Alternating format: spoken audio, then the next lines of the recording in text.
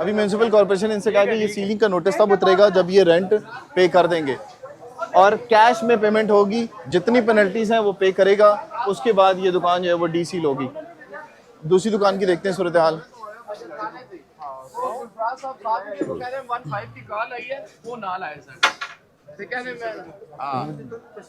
मेहरबानी सर, जल्दी जल्दी लगाओ आप। वो पेपर ले लेना, पेपर हमारे पास पड़े किस में